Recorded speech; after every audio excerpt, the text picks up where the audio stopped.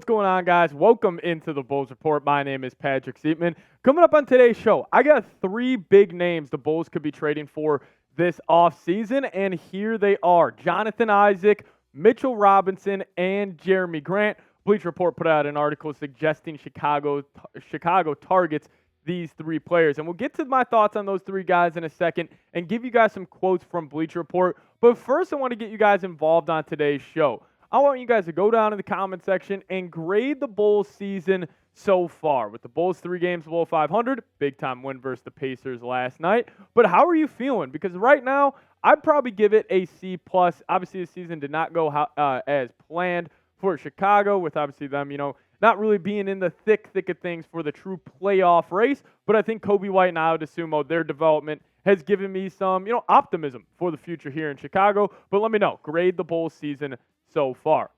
So the first big name that Bleacher Report dropped for Chicago was this man right here, Jonathan Isaac, and I'm a big fan of Isaac's game. Coming in at 6'11", 230 pounds, he's got a 7-foot wingspan, and he's been in and out of the lineup the past couple of years due to injuries and some other personal reasons. But overall, he's still got big-time potential as coming out of college and coming out of high school. He is one of the most highly touted recruits and prospects that we have ever seen. But this is what Bleacher Report had to say on Chicago trading for the Magic forward. They said that's why the Bulls should still be in the market for more stoppers, especially a hyperactive, all-purpose defender like Orlando Magic swingman Jonathan Isaac. He has played a big part in the ascension of Orlando's defense, but given his lengthy injury history, you wonder whether the Magic wants to keep relying on him going forward. They carried on to say they desperately need more offense too. So it feels like they might be one of those few teams are actually interested in Zach LaVine. And if there is a blockbuster deal to be made between the teams, the Bulls would be wise to want Isaac included. And I agree. I'm a big fan of Jonathan Isaac, and a couple of reasons why. 6'10", 7-foot long wingspan. He has that length on defense that you're looking for because it just allows him to get hands in passing lanes, get deflections, get easy stops on that side of the floor. And overall, when you're getting deflections on defense, it can just stop an opposing team's offense. It just allows or forces them to reset, go to another look. So his size is a big reason. And also, he's only 26 years old. Obviously his career in the NBA has not panned out as of right now, but he still has a ton of good basketball ahead of him, and his jumper just looks so improved. He kind of got rid of that hitch. It's still there a little bit, but it's more one motion, which I like, and he releases from the top of his 6'10" frame. And when I was watching him, I went back before I hopped on today's show, and I was just watching his highlights from this season, and he gives me Michael Porter Jr. vibes. And I don't want to compare him to MPJ because that's disrespectful to the Denver Nuggets forward, but I think he can develop into that. That big, lengthy 3-4 hybrid that can knock down the open shot and be an elite defender on the opposing side of the floor. I think Jonathan Isaac, he's got big time potential. I would have loved for the Bulls to bring him in and put him next to Coby White and Ayo Dosunmu. But the second big name that they dropped is one of my favorite players in the NBA, grit and grind, Mitchell Robinson from Western Kentucky. And he was obviously in and out of the lineup this season for the Knicks, but he is back as the Knicks kind of either starting forward or starting center next to Isaiah Hartenstein. They still got to work that out. But he had a great year, and he's one of the best offensive rebounders we have in the NBA. And it gets me to this.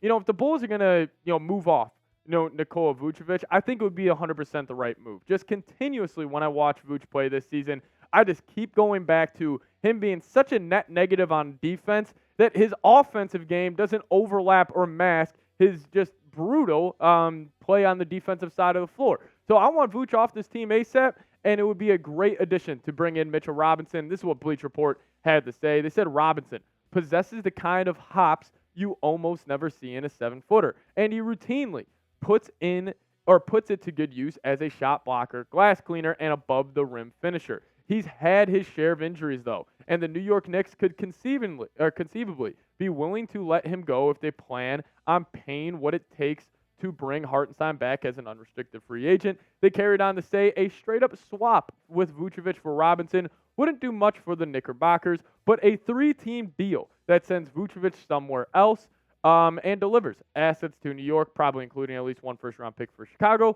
could work. And the Knicks could be open to dealing Mitchell Robinson. Isaiah Hartenstein, his emergence this season, I think has given the Knicks an avenue to move off Mitchell Robinson. And overall, if we're talking two different archetypes of center, Nikola Vucevic more offensive minded and Mitchell Robinson the more rim running, lob threat, defensive minded center. I would prefer that over what Vooch is. And, this is no shot, at Nikola Vucevic. Clearly he's a very talented basketball player, hence why he's made a ton of money in his NBA career and has been a consistent 20 and 10 guy dating back to his days in Orlando. But I just think it's time for the Bulls to get more athletic and just younger at that front court, and adding in a guy like Mitchell Robinson would definitely do so. But out of those two players we just discussed, if you had to pick one to join the Chicago Bulls for next season, who would it be? Jonathan Isaac, type his jersey number of number 1, or if you think Mitchell Robinson, give me a 23 down in the comments section. Coming up next here on the show, the Bleacher Report named a big name wing Chicago could trade for. His name is Jerami Grant. I'll give you guys my thoughts on that in a second. But I want to tell you guys about today's sponsor, and that is Prize Picks, the favorite app I have on my phone. If you guys head to prizepicks.com/CLNS and plug in promo code CLNS when you're making your first deposit, we'll match it up to $100. Yeah, football season may be over, but as we know, the action on the hardwood is heating up. March Madness is back tonight with the Sweet 16 games, and I'm going to be making all types of lineups while I'm watching the games tonight. So you may be asking yourself, well, Patrick, how do you play? It's super, super simple. All you got to do is you pick more than or you pick less than on 2 to 6 player stat projections, and you guys can start seeing the cash roll in today. So I really encourage you guys to make your own lineups, make your own plays, and make your own picks. Do it at Prize Picks. It's daily fantasy sports made easy. Head over to prizepicks.com/CLNS and use promo code CLNS. We'll give you guys the first deposit match up to $100. Trust me, I am addicted to Prize Picks, and you guys will be too. I'll put that link for y'all in the comments section and description of today's show. So big name option number 3 is Jerami Grant, the forward out of Syracuse, who just signed a mega deal with the Portland Trail Blazers. But he's having a hell of a season, averaging over 20 points a game on really good efficiency as well. But this is what Bleacher Report had to say. It's a lengthy quote, so stay with me. They said, why not Jerami Grant?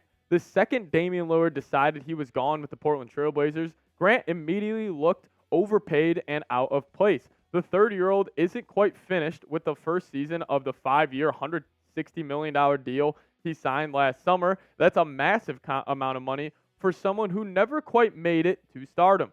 Portland wouldn't just give him away, but it would have to factor that contract into its expected return. So a protected future first could potentially headline the package to get Grant if the Bulls had the right sweeteners in that exchange. They finalized their quote by saying it would be a risk, but if Chicago really wants this core to break through, a high-end two-way forward like Grant might be its best hope for doing so. And no doubt, Jerami Grant's had a good year. The numbers speak for themselves, averaging 20-plus per game on a pretty bad basketball team in Portland. And the efficiency's great.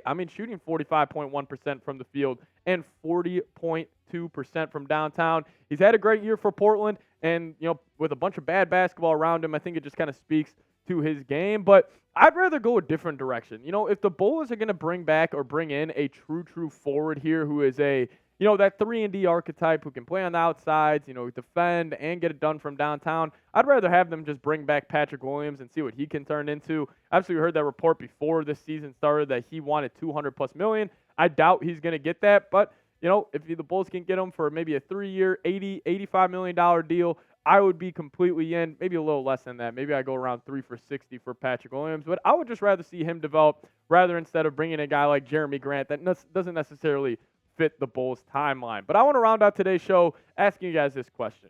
What is the biggest need on this Bulls roster heading into the next season? Let me know your thoughts down below.